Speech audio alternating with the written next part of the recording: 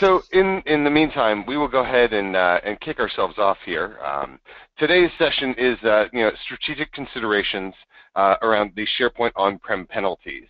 And in lieu of Dan being here, I'm going to go ahead and be our moderator and host. I will put on a hat or something every once in a while when I actually want to answer any of these things. But the goal of today is to talk about that wonderful topic, SharePoint, and the SharePoint on-premises world specifically, and talk about what the costs are. What are some of the penalties? What are some of the pain points? This is going to be a therapy session for the most part. I imagine us all sitting around in a room, smoking cigarettes or whatever you do, just commiserating over our years with SharePoint. That's kind of what this session is going to be like, and maybe having some solutions here and there. Every once in a while. So just to kick ourselves off here, my name is Jason Himmelstein. I am the Office 365 Advisory Services Manager for the Rackspace, and I am here with my good friend Todd. Todd? Hi, I'm Jason's good friend Todd. I'm Todd Klindt. Much like Jason, I'm a SharePoint MVP. I think you're an Office 365 MVP. No, I am an Office Servers and Services MVP now.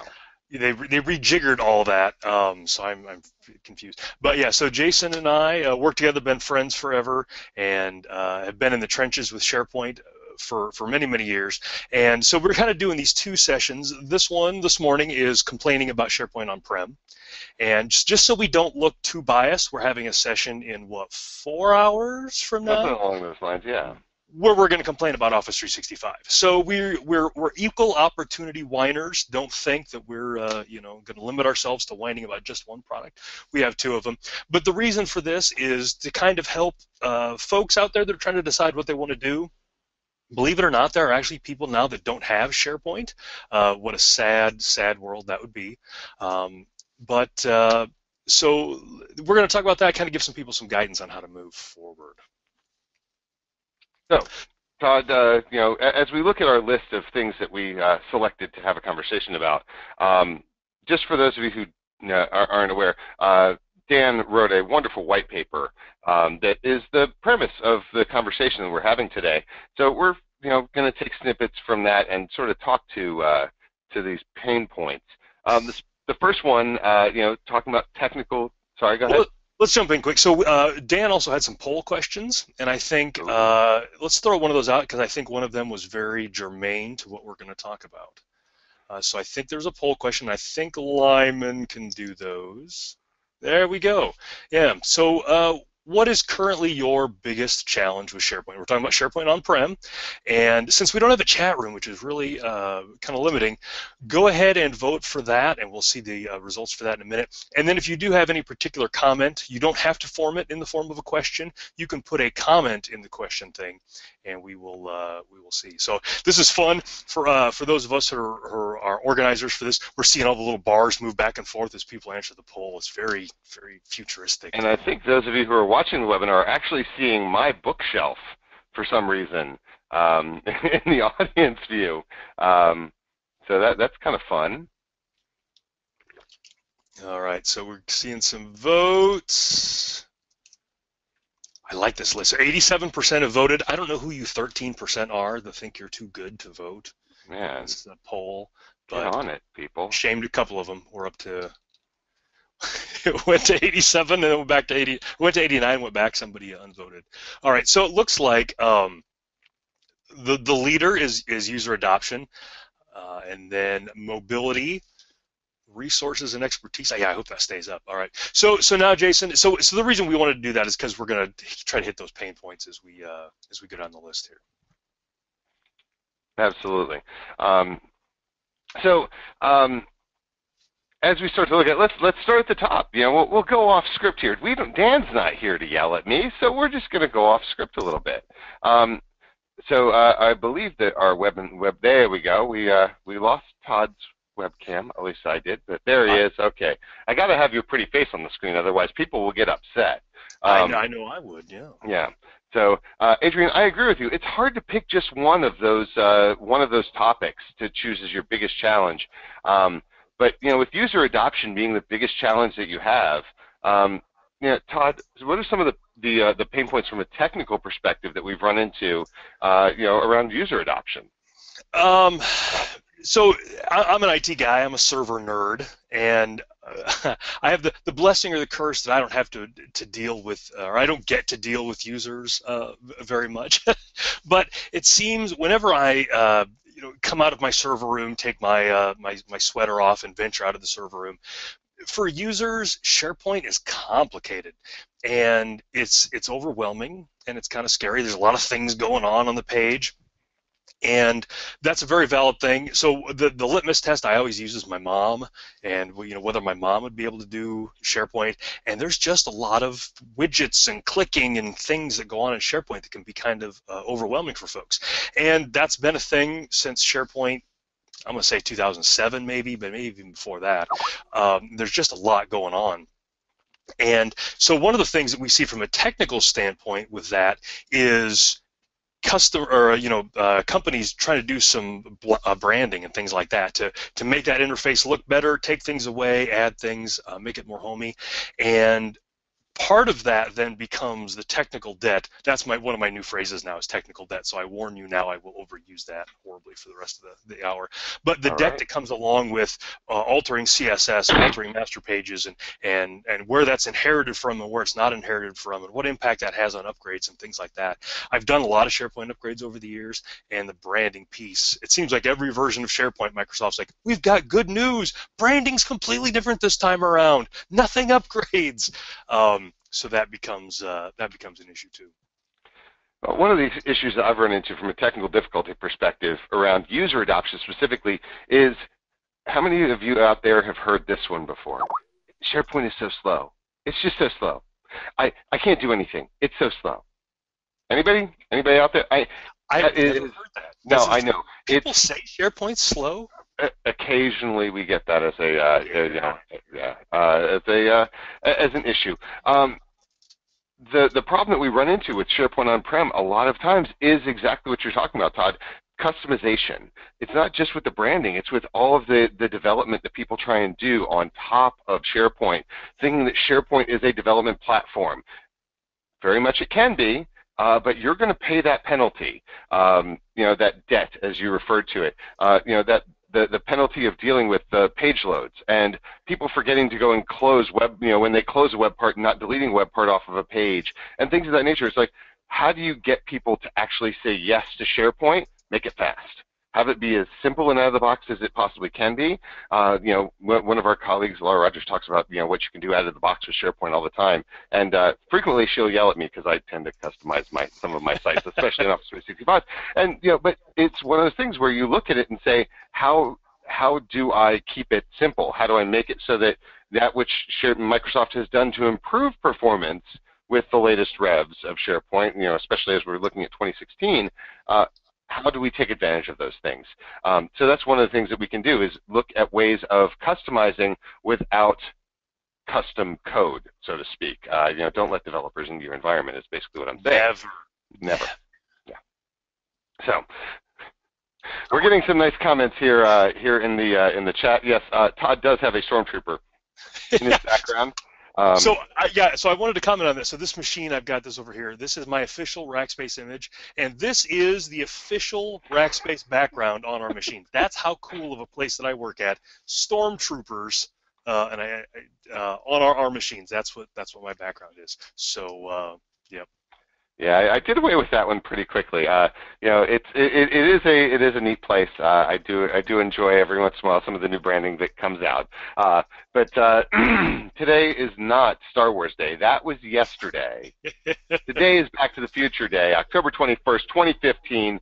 It's also my son's birthday, so it's the best day of the year. I've been looking forward to this day for a very long time. He's 7, for those of you who were wondering. So talking about user adoption here, one of the other pain points here is, the loss of faith with SharePoint. How do you get people to come back in the end? So that's a very real thing, and I can't count the number of times that I have been at a customer site and we've been doing upgrades or even just installations, or I've gone in and there have been problems, and they have said, we have to rename this because the URL says SharePoint in it, and that's a dirty word now. We had a SharePoint project that failed miserably once. Now everybody hates SharePoint, so put this out there, call it Portal, call it whatever, but we can't call it SharePoint because the name has been sullied and besmirched. Well, Doug in the chat actually raises a question. They've had a problem with adoption because people say it looks like SharePoint. They've been burned before, and they don't like the look of SharePoint. So how do you deal with that? With our previous statement, how do you not change the branding of SharePoint but make it look like a completely custom site that people would want to get to? I'll say this: you can't have it both ways. You either customize it and live with that penalty, and that's one of the great things about the SharePoint on-prem world is you can customize it. People complain about SharePoint Online all the time to me. Well, I can't change the look and feel. I can't brand it the way I want to. Well, there are PMPs of how you can actually do that now, and you can do a lot of single-page apps that look a lot nicer. But with SharePoint on-prem, you do have the capability of dealing with that. You just run into that problem of page load times and how are you dealing with the custom branding. And there were a couple of solutions out there back when 2013 released where brand your site, to completely change the look, pay us this amount of money and it just works.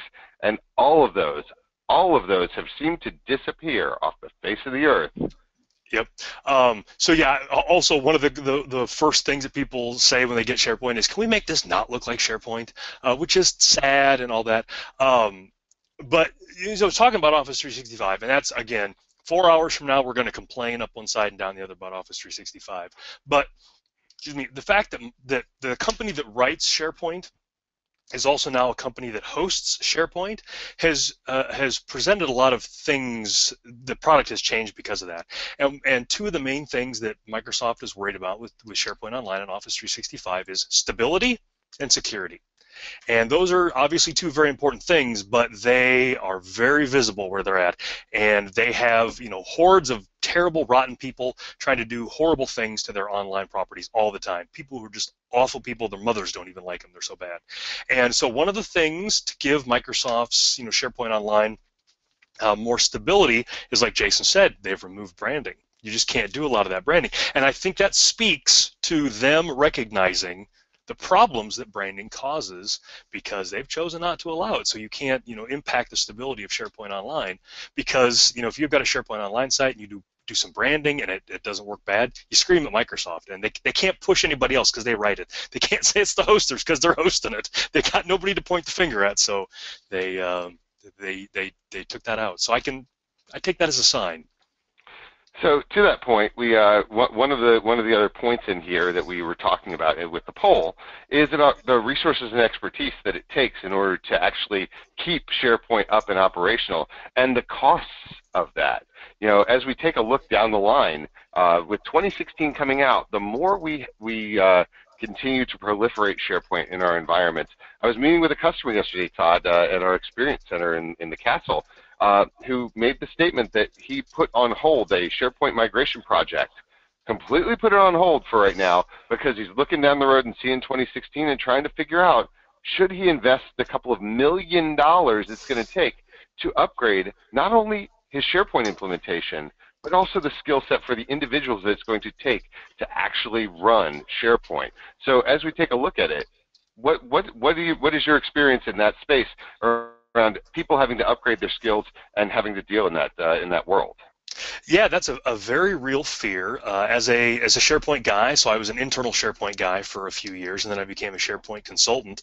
And SharePoint's not a bad gig. SharePoint, it pays pretty well. I mean, I'm able to buy clean clothes and all that, but the flip side of that is somebody has to pay that, and SharePoint folks are expensive.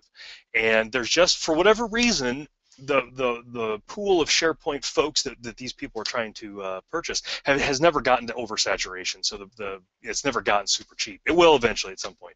But because of that, having people on staff that can keep SharePoint going and do things like massive migrations, it's expensive, and those people have to have their skills upgraded. So when you think about SharePoint, to become a good SharePoint admin, you need to have very wide expertise. You need to obviously know SharePoint, and you need to know it pretty well.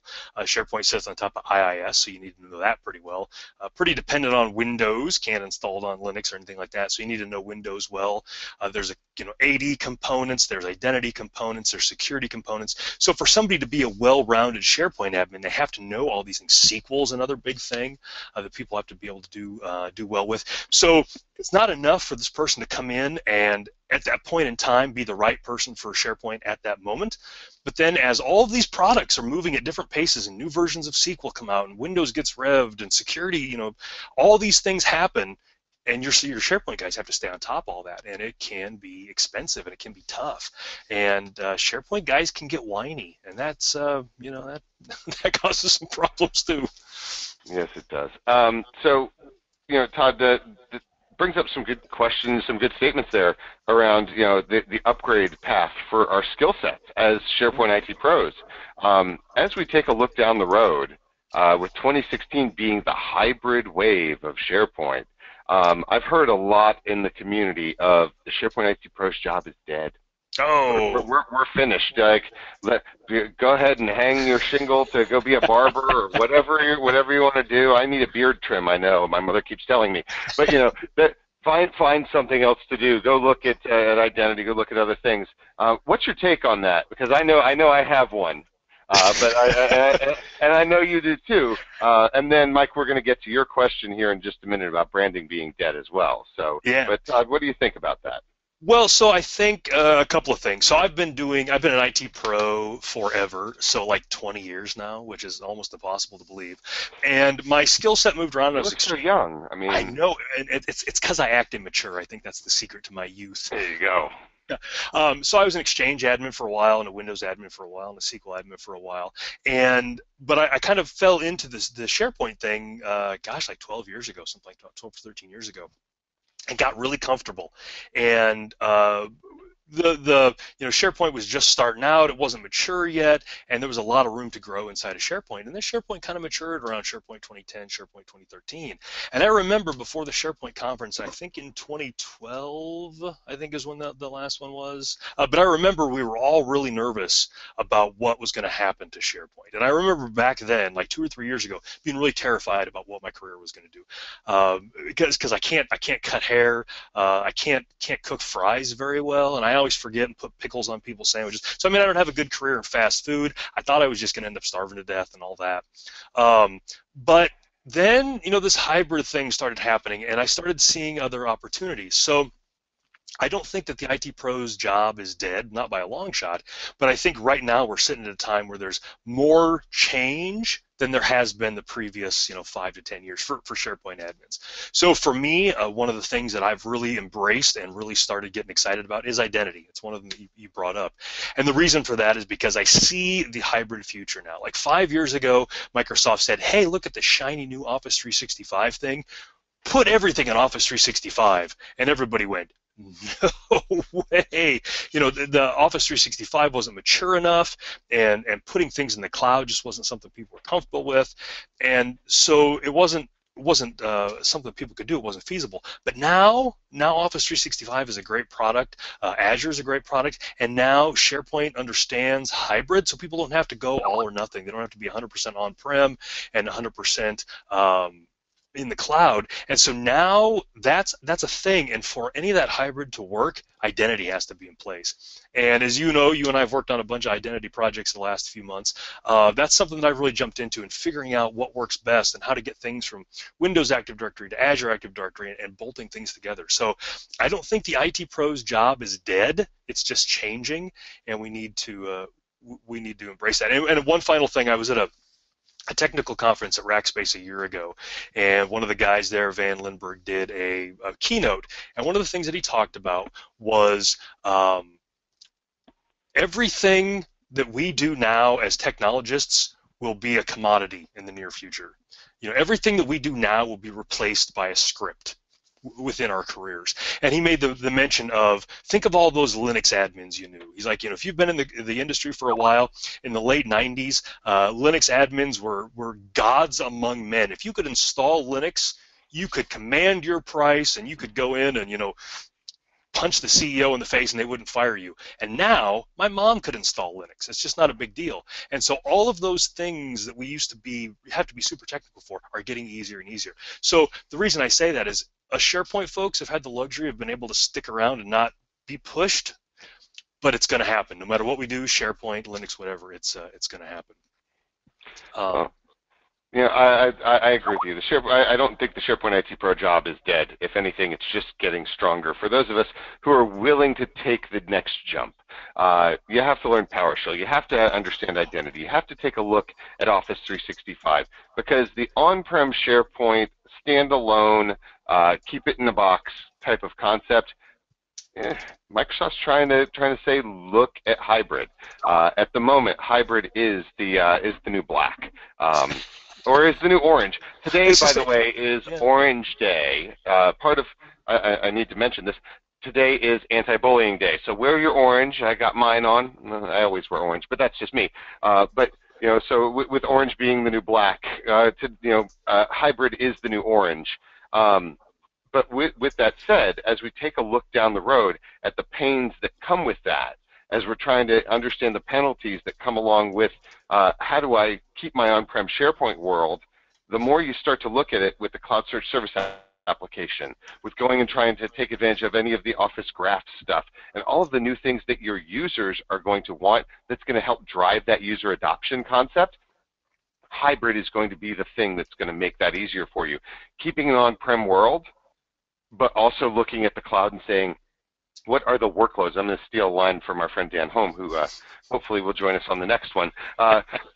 It's all about the workload. Where do workloads live? What things need to live where? Do I need a custom branded intranet?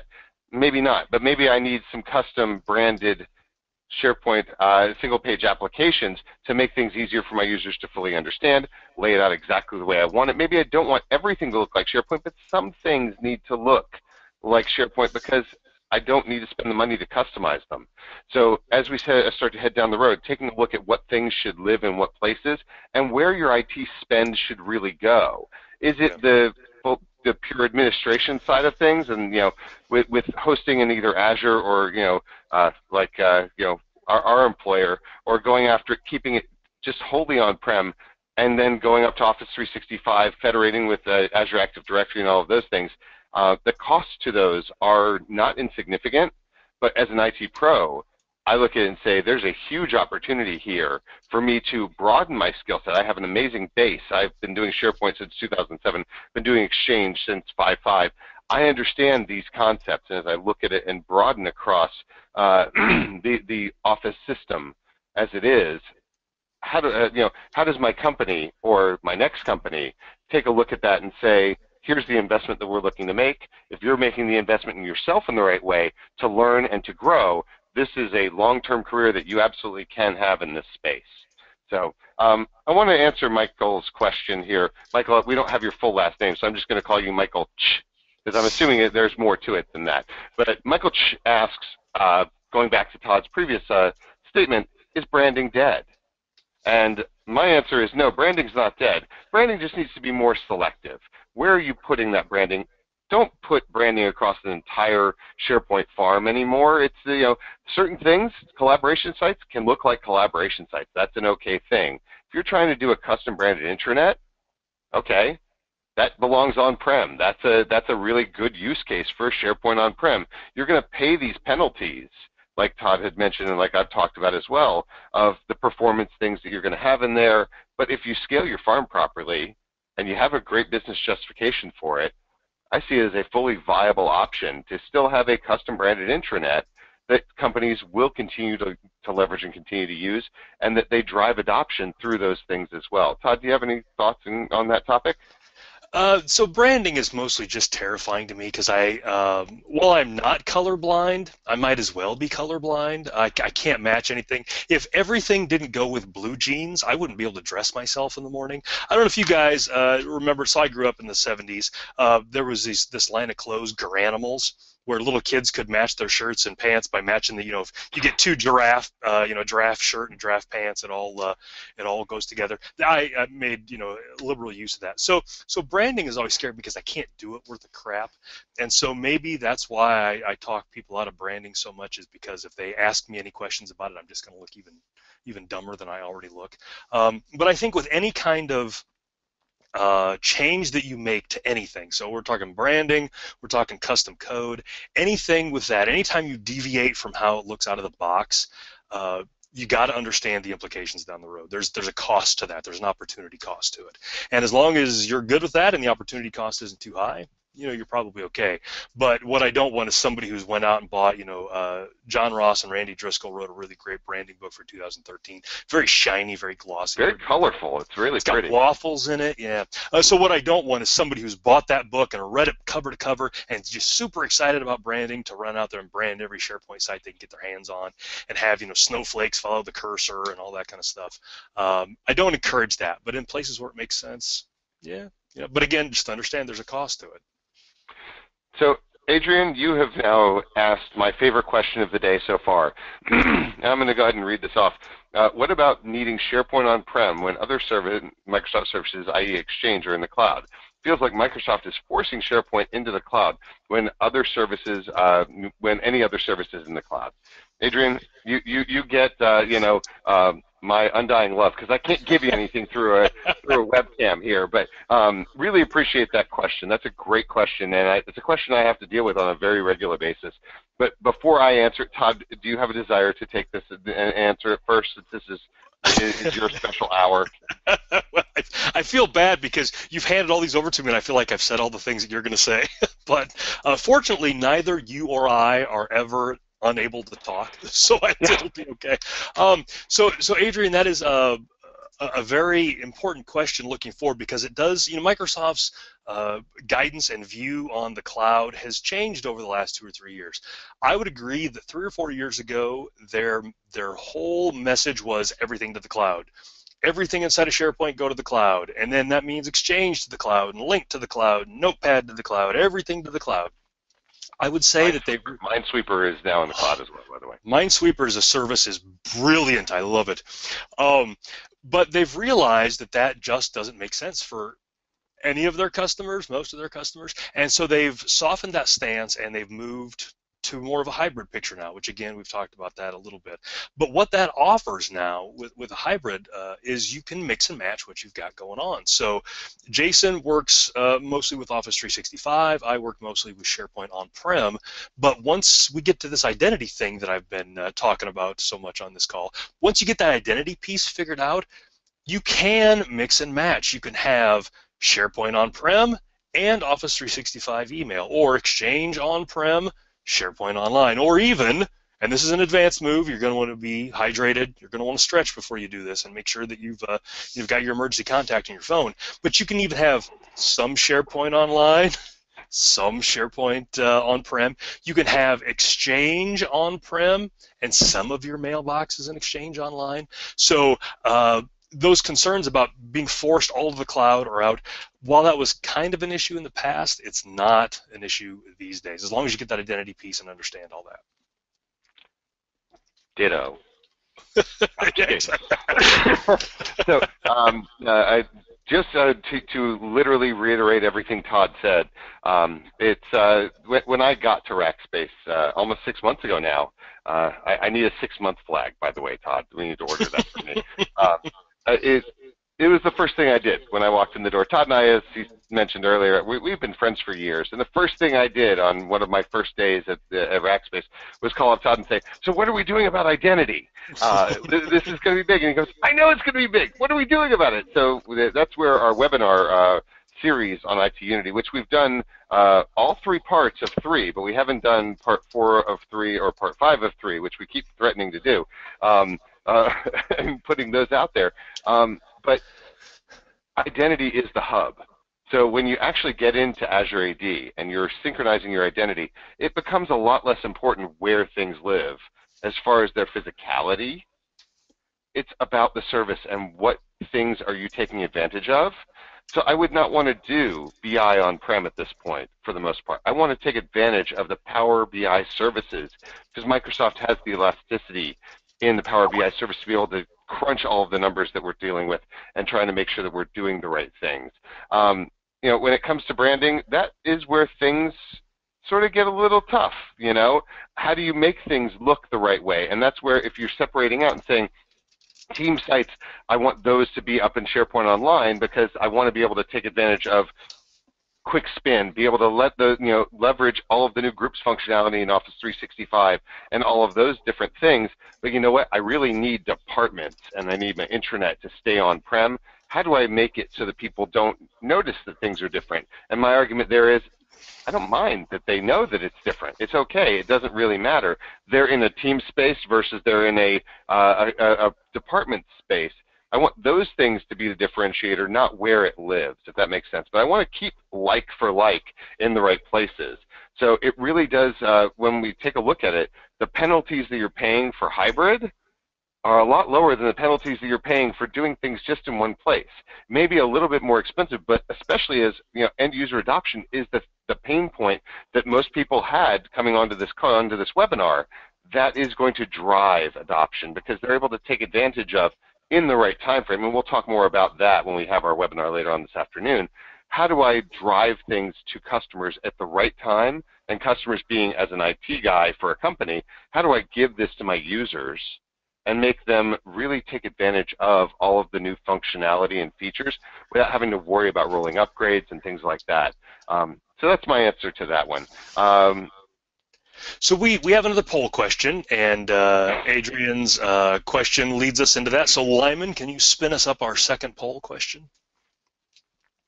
I even warned him ahead of time, so he should have that ready. There we go. So what platform are you currently using for your email communication? So this is exactly what Adrian is asking about. You know, if you've got some on-prem and some online, where are you at right now with email? Adrian, are you in the great state of New Hampshire? As soon as I saw that, Jason, I thought I'm looking forward to seeing you on Saturday at SharePoint Saturday, New Hampshire at Daniel Webster College, starting at 9 a.m. If you're a Granite Stater, I certainly hope that I'm going to see you out there. You know, go out to spsevents.org and go register. Oh, you can't make it. I'm going to cry because I'm keynoting that thing. It's my first opportunity to keynote something. And I would have actually, I have a little MP3 player. I would have brought this for you. I have some giveaway stuff that I always keep here on my desk. So. Yep, and I can say I am a SharePoint Saturday New Hampshire alumnus, aluminium, whatever the plural of that is, or the singular of that is. So yeah, Jason had me go out there, what was it, 4 years ago? It was 4 years ago. It was the first one I ran.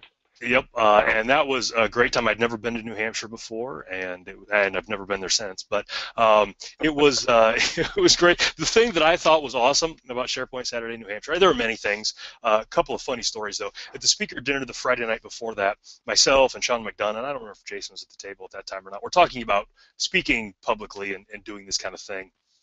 And at that point, I'd been public speaking for 6 or 7 years. And I remember telling Sean McDonough, at this point, I'm pretty confident, and I've got a big backlog of things that I can talk about, and I can talk about anything for an hour. I just feel like my God-given ability to just run my mouth and all that, I can talk about anything for an hour.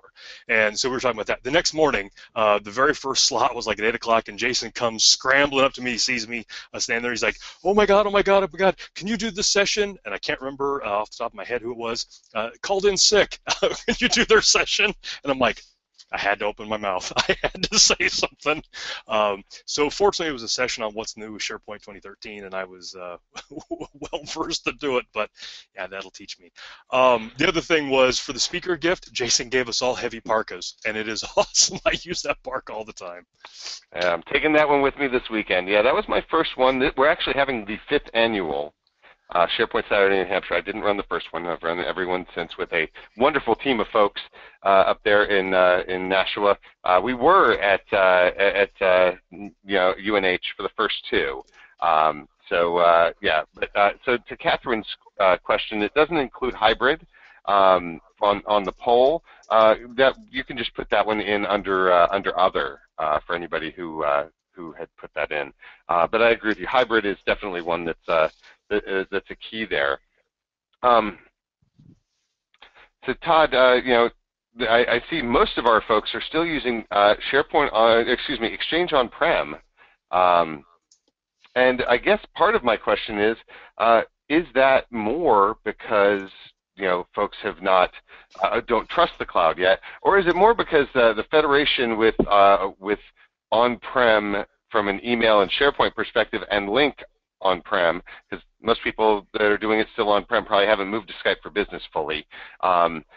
Is that from a federation perspective of being able to better integrate, or do you think it's probably more on the just, I'm going to call it laziness. I'll call it laziness side of things. So I was going to call it inertia, but laziness is probably. And Ricky brings up a good point in the question thing. He said it's more about licensing costs and different things. So I think, though, with you, I think a lot of it is just inertia. And because you've had, so what's Exchange on now? Exchange 2016 just came out, and then 2013 before that, 2010 before that. I think people just got used to being an Exchange shop and rolling forward. And the cloud is new, and the cloud is scary, and there's a lot of legitimate and illegitimate fears about going to the cloud. The licensing costs I would be curious about because I'm not much of an Exchange guy, but I know from the SharePoint side, Microsoft has changed SharePoint licensing now. I think pretty much if you buy like SharePoint on-prem and buy all your CALs, I think they give you SharePoint Online for free. I think that's how they're moving you. For those cloud-curious folks, you can go dip your toe in. Yeah, it's actually the reverse there. If you have an E3 license, you have an entitlement to SharePoint Enterprise CALs for your users. And if you have an E1 license, you have entitlement to SharePoint Standard on-prem, and that is specifically for the hybrid answer. I used to be an Exchange guy. My scars have started to heal. I stopped cutting myself, and when I moved into SharePoint. But so I was an Exchange guy. So my statement of laziness is purely me trying to keep this in a comedic light, folks.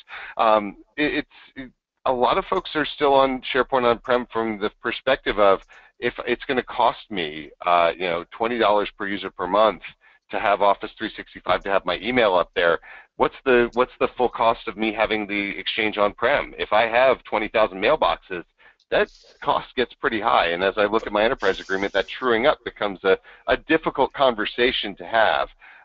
But the reality is that as you start to look at more things that are broadening in the platform, and we'll talk more about this in the afternoon session, that's where some of those licensing costs start to tip and change in a different way. But from an Exchange perspective, it's good to see that folks are still, staying on the Exchange side of the world. It is not at all a surprise to me, Todd, I don't know about you, of the attendees here, not a single one using Google Apps from a business perspective. Not at all a shocker to me. My guess is they're just ashamed. If anybody really was using Google Apps, they would just be horrified to admit it in public. So, yeah, and it probably wouldn't be their choice either. Yeah. Anyway. So I will tell you another funny story. So Rackspace bought SharePoint 911 4 years ago in February, and I'm obviously a consummate computer nerd. I've got a Windows domain at home that I've had for 15 years, something like that. And I'm in my basement, and the room next door over here is where all my computers are at. And the day that Rackspace bought us, I probably had 8 servers over there, something like that, and there were only 2 adults living in this house at the time, but 2 of those servers were Exchange servers, Exchange 2007 and Exchange 2010, and I was trying to do the migration and the upgrade and couldn't get everything done so I could shut my Exchange 2007 server off. So one of the first things that I did once we started at Rackspace, I was like, tell me about your hosted email product, because I didn't want to manage Exchange anymore. I had all these other fun things to do, like not manage Exchange. And so that was one of the first things I did, was shuffled all of my 2 mailboxes up to Rackspace so that I could shut those machines off. And once that was all done, because my blog and everything was hosted out of there, I went into that room one day and I heard this weird noise, and I couldn't quite figure out what it was. It was like a high-pitched whining noise, and I went over, and it was the little fan on my switch, my Ethernet switch. that room had been so loud from all the servers that I had been running in there that once I started shutting them off and moving everything up to the cloud, I could finally hear the whine of that fan on the back of that. So there was just that was kind of when I became a believer in all that. I don't fight Exchange anymore, and it is a glorious existence. Yeah, Ricky raises a good statement in here about the accounting. The fact that having Exchange on-prem is a capital expense versus when you're paying perpetually for licenses, when you're paying month after month after month, or you're paying on an annualized basis with an EA for 3 years, it turns into operational expense as opposed to capital expense. And a lot of companies still see buying a server as less expensive because they're able to depreciate the value of that over the other side of it. Now the problem with that is that the pain points come into play, that debt that you're going to have to pay. Ultimately, if you're still on Exchange 2007, support for that, has it ended yet, Todd? I don't remember. I've stopped keeping up with it at this point. I don't know. I don't have to. Awesome. Exactly. It's kind of nice. But the reality is that at a certain point, support for these products does go away. And keeping them on-prem makes it your problem to have to deal with. And that $1 million migration project, in order to keep a 24/7, 365 required service operational, while you're doing a migration and you have executives who come back and say, I need to make sure that it works exactly the same way as I had it before. Oh, and by the way, I want it to be the same look and feel that I had before, and so I want to keep using Outlook 2010 even though I'm on Exchange 2016, and now you have to support all of those things. I have to deal with that while migrating their mailbox and dealing with everything else and having to deal with any kind of downtime that may come with it. Those expenses that come into play as well, they come out of OpEx ultimately, because you can't capitalize a lot of those of the resourcing that you do in that. From the migration tooling perspective, still yes, you can capitalize all that, but longer term, when you take a look at it over the course of time, the costs balance out. And with a lot of customers, I've done this the financial analysis with customers in the past, and they look at it and they say, at the 4-year mark, I break even. At the 5-year mark, I wouldn't even consider going back to an on-prem scenario for a commodity resource and service like that. So we are now 10 minutes from the end of our conversation here, Todd. I feel like we're just getting started. Well, happily, we get to spend another hour together, and hopefully we'll have some of these folks come back and join us. We'll have cookies and milk for the afternoon session, folks. They're in the oven right now, baking fresh. My wife is an amazing cook, so if you're in the greater San Antonio area, feel free to stop by, and I'll be happy to serve for you. But so I want to make sure that we cover a couple of these other points that are in here. I think we've talked to a good portion of them, but, talking about the external access, because that was one of the points that was in the poll, the first poll that we had, and that was one of the high points that people had: mobility and external access. From a SharePoint on-prem perspective, talk to me about your feeling on the debt that you pay with that. So that is one that one cracks me up, and I don't get it as much now as I did back in the early days of being a SharePoint consultant. But I would come into a place and I would, they would want to install SharePoint, and I would ask them what they wanted their URLs to be, and it would all be HTTP marketing or HTTP portal, and I'd be like, well, have you heard about this thing SSL, and have you heard about this thing a fully qualified domain name? So not portal, but portal, company.com or whatever. And I always got this thing: we will never want this accessible externally. That's just a horrible idea. We never want it. Never. And then, smartphones and all this kind of stuff, and pretty soon people need SharePoint accessible from the internet. It's a pretty common thing now. But there's a lot of risk with that now. Now you got to start opening ports on firewalls, and you got to give people accounts. And do you make these external people, are those external people employees that you're milking time at home, working, getting extra work out of them, or are they external people? And then do you have to make accounts for these external people in your domains? External access is just getting them in the door is painful and scary, and something you have to stay on top of from a security standpoint. But then there's that also thing, how well does SharePoint look on your iPhone or your Android device, or the 4 of you out there that still have Windows phones? How does it look on that? Getting something available externally is not like a 20-minute deal. It's a pain. Yeah. So in my previous life, I was an old school security admin. And anytime you open a port, anytime you open a firewall, anytime you let anybody in, terrifies me still. Like, I have 6 deadbolts on the front door of my house. The back door, wide open. But the front door, completely, everything's deadbolted. But for me, I don't want ever to let anybody in the front door, because once they're in, and I used to do this back when I was a pure play consultant, I would come on site and I'd walk in the front door and I'd walk in like I owned the place.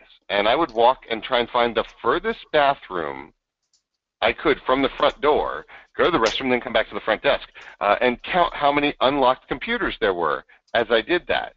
Because nobody ever stops a guy in a sports coat. You just it just doesn't happen. Well, except at Rackspace. And if you're holding a clipboard, the world's your oyster. Yeah. So from a security perspective, it's just like that. You know, not having security, or having security. I've got a front door that locks, but I'm letting people in, and they can do anything at this point. Once they're in the front door. It's not about, Todd, you and I had an email about this earlier today. It's not about the authentication, it's about the authorization. So, but once you've authenticated somebody to get in, it's a matter of what are they authorized to be able to do, and are you locking everything down from an external access perspective? So being able to separate those kinds of things out, and to be able to look at it, it is rather expensive to be able to, continuously do those security audits that are required, that you're able to trace back and know exactly what happened when somebody did have a compromise. So depending upon what regulations you're under, if you're under none, even still, it's something you probably want to be concerned about. What are people able to access? What are they able to do? So that's my take on that. We do have one more poll question. Yeah, and it fits right into this. If you're going to start opening things up externally, do you have enough IT staff to do all the things that you were doing before and stay on top of this new security hole, this port that you forwarded through? So what is the size of your IT staff? Select one. I'm bummed that organizers and panelists don't get to vote. I always feel like I'm left out. Yeah.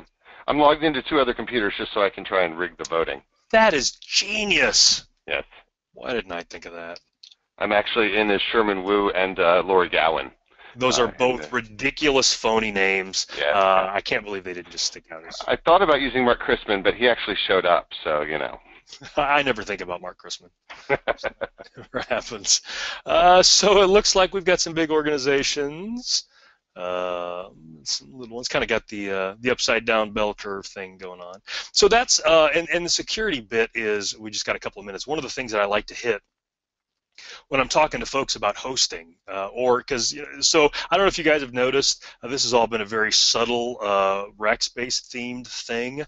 Jason and I both work for Rackspace, but when I go out to customers and I say, hey, you should host your stuff with us, and there's this illusion of security if you've got your stuff on-prem. And what I like to tell them is, you've got security folks here, you've got folks that security falls into their purview, but what else do they do, and is security their focus? Because at Rackspace, we've got a whole cadre of people who do nothing but security, and they sit in the bowels of the castle, and it's a very dark, scary room, and all they do is security. And we've got a big enough footprint that we can do that. We can dedicate people to that, and we've got they're out there trolling Usenet and IRC looking for passwords, and they've just got their thumb on that. That's all they do. And most companies aren't big enough to have the luxury of having that. But these days, you need that. You need security to be just second to none. I agree. So, Todd, with our last 5 minutes, I believe that Dan was going to subtly hint at the fact that you should talk about our dedicated SharePoint offering for just a couple of minutes with the last couple of moments that we have here, and what we're doing in that space that ties back into helping with some of the topics that we've talked about. Todd and I are both community guys, and we would do this stuff for free if somebody didn't pay us. Yeah. But ultimately we do serve a master. So Todd, do you want to talk to that? Yeah, so work at Rackspace, so the fine folks that sent me these flags are behind me, the monitor and all that kind of stuff. But hopefully through this presentation, we've opened your eyes to some of the risks of having on-prem SharePoint. Maybe scared the pants off of some of you about doing that. So now is a good time to talk about how Rackspace hosts SharePoint. And we've got a service, I think we call it our dedicated SharePoint service, but that just means that the hardware is dedicated to you. It's not shared hardware. But we take care of all these pain points with SharePoint. We take care of all the administration and the patching and keeping it running and fixing it when it breaks and things like that. And what that gives customers is the ability to take advantage of all the great things that SharePoint can offer, the workflows and all that kind of stuff, without all the headache of keeping it running. They just get to do the thing that they want to do. And when I talk to customers about this, they say, well, why would we do that? We've got this great IT staff. I'm like, well, you do, and they're probably good folks, but your business is making sprockets. Is it important that you pay a guy to swap hard drives out of failing machines or swap out power supplies when things break or all that? I mean, is that really the business that you want to be into? Or do you want your IT folks to work on things that make you make better sprockets or cheaper sprockets or better sprockets? And so that's the thing. When you give that all to us, we take care of all that drudgery, all the boring, painful stuff of keeping SharePoint running. We do all that for you. And so... and I don't know if we ever going to have a slide, but you can go to rackspace.com/SharePoint, and that will tell you about all the SharePoint offerings that we have. And we've got them from all over. We've got, and you can get as much access as you want. You can RDP into your servers and go into central admin and screw things up, or you can just never ever see central admin and just enjoy the bliss that is SharePoint if you want. We offer it all. So with our final minute here, Todd, let's do a tiny bit of shameless self-promotion. Todd, you're going to be out in Las Vegas next week, I believe. I am. I'm very excited. I will be speaking at Dev Intersection, and I believe you will also be out in Las Vegas. I will also be out there. So if anybody is going to be out in Las Vegas next week, please let us know.